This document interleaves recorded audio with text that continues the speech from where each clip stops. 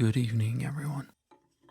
Today, I'm going to make a mallet from some reclaimed lumber from the house that we're remodeling. I don't know much about this lumber. It's some sort of pine, but it's very dense and heavy, compared to modern pine. I've made a few mallets since I got my new lathe, and I haven't really found that one that's sort of perfect for me. The first one I made, I broke. The second one I made is fine, but it's big and kind of clumsy. So I was thinking about something that would be a little bit smaller and easier to get into tighter spaces. So this lumber was pretty rough sawn, and first thing I had to do was joint it to get two surfaces to mate up really nice. Still learning this process and kind of refining my skills at it, but it's enjoyable.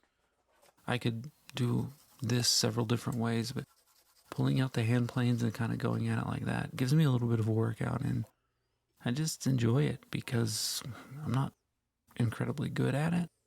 So it's a new skill that every time I do it, I learn a little bit more.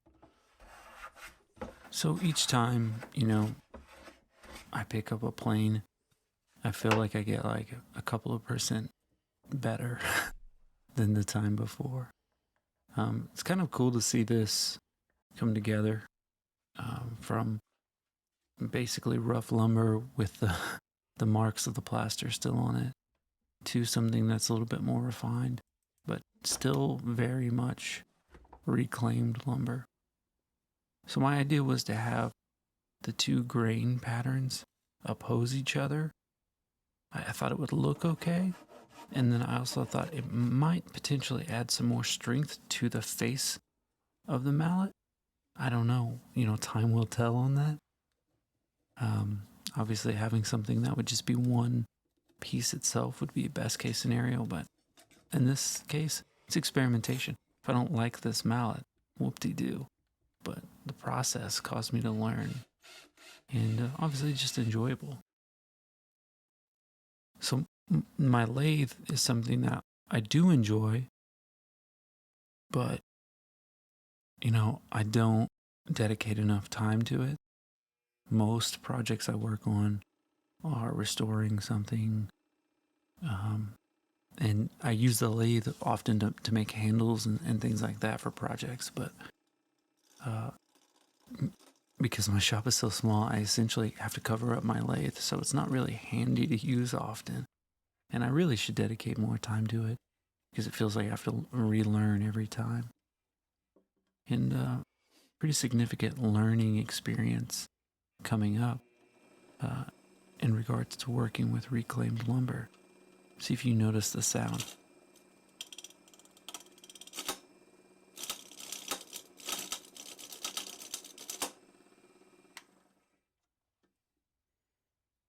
Well, to my surprise, not every nail got pulled out of this lumber.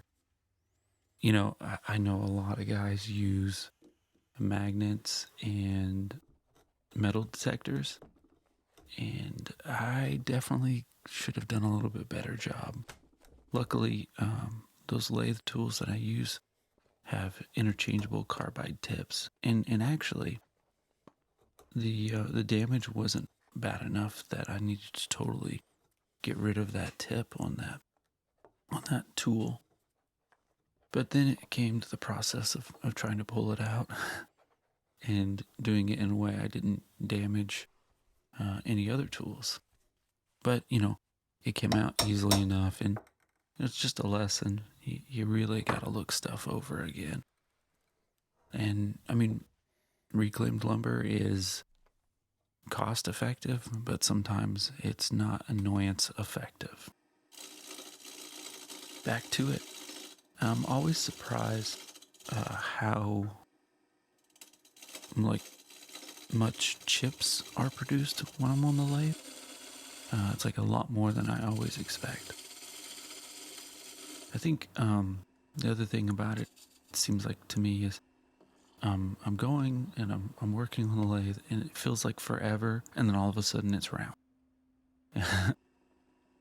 um, so I think I was going for about like a 4-inch long head on the mallet, and I don't know, just relative. I didn't really have a super big plan for it. Just more of a feel. I have a rubber mallet that I really like, and I was kind of looking for something about that size. Now, the other thing I wanted to do was fill in all the nail holes. I didn't want to like totally ignore the holes, but I didn't want, gaps in it. So I'm using the CA glue and dust and chips method. There also was a seam in one of my glue joints at the bottom of the mallet that I didn't really love, so I thought I would put some CA glue in there. I also recently heard on some video that like you should start sanding it immediately, and as you do, as the CA glue dries and you're sanding, the dust gets into the joints a little bit better, and I actually found that worked exceptionally well. I want to say maybe that was a David Picciuto tip.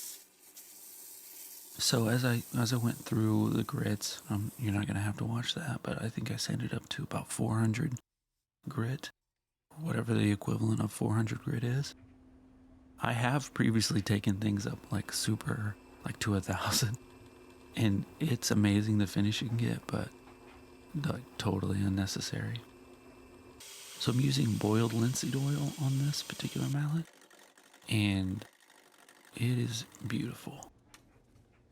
The kind of the gold color that comes out of there.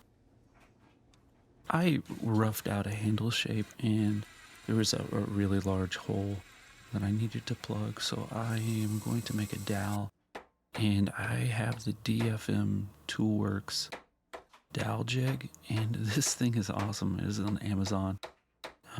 Highly recommend you check it out. So I pounded it, the first sort of blank in, and then I just ran it on the drill, and it was so quick and easy, and obviously not just tremendous amount of pounding lumber in, but you gotta be a steady hand on it, and my dowel's a little off kilter, but it worked perfectly for what I needed. Having a dowel jig like this is pretty life-saving. I've used it a couple of times, and oh man, it's great. I don't know what it exactly costs on Amazon, but you should 100% check it out. They're high quality. I also have his scrapers as well, and they're also really great. So a little shameless plug there, but so made the dowel, put it in the handle. I did not like the shape of this handle. I didn't feel like it matched, the head in the way I wanted it to. So back to the drawing board and trying to find something that really just fits in one piece. I think my second attempt was a lot better. So once I was finished, I needed to drill a hole for the handle. This is probably the area I should have, spent more time on, but I was a little bit impatient, and my positioning of the handle isn't as good as I wanted it to be. Look at this amazing boiled linseed oil in action. It just really livens up the wood. I think oil finishes are now my new favorite. I did boiled linseed oil all over it, and then I also used paste wax because I like the way that feels as well. Of course, I had to stamp my name and then finally clean up. Thank you for watching, and have a great day.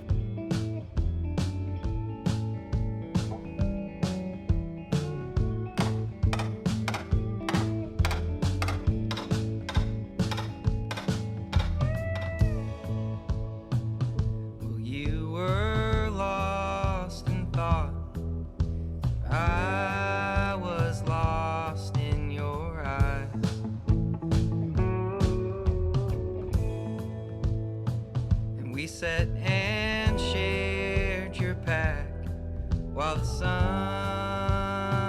fell from the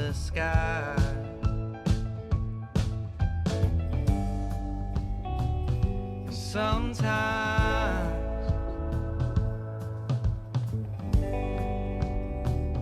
you realize